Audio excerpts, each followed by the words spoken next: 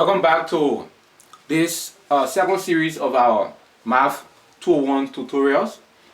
Today we are going to be solving the midterm practice problems for section 1 and section 2 at the University of Liberia. So this is the first question on the midterm practice problems.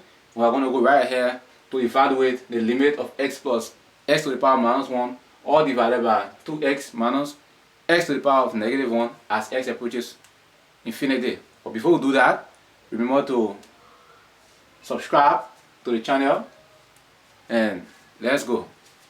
So because of this x to the power of negative 1, you do not want a negative power, you want all of the power to be positive so that you can divide each term by the highest power of x in the denominator.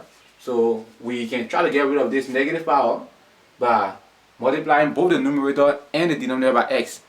But also remember that the highest power of x in the denominator here is x raised to the power of 1. So we can divide each term by x raised to the power of 1. So we have the limit, so multiply the numerator by x and divide this by x. We have x plus x to the power of negative 1 over 2x minus x to the power of negative 1.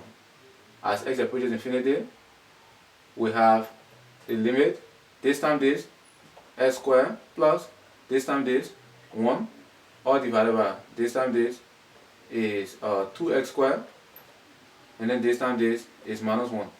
We are actually saying 1 because x to the power of 1, x to the power of negative 1, the two powers are going to cancel out, and then you are just going to be left with that particular expression. So here we can factor out x squared from in the numerator. We have 1 plus 1 over x squared. And we can factor out an x squared from the denominator. We have 2 minus 1 over x squared. As x approaches infinity, you are going to have the limit of 1 plus 1 over x squared all divided by 2 minus 1 over x squared as x approaches infinity. So we're going to go right here and apply direct substitution. So what do we have? We have 1 plus 1 over infinity squared over 2 minus 1 over infinity squared. 1 plus, we know 1 over infinity squared is infinity. So infinity squared is infinity, so it's 1 over infinity minus infinity also. Now, this is 1 plus 1 over infinity is 0, all divided by 2 minus 1 over infinity is also 0. So the answer is going to be 1 over 2. And this is how you can solve it.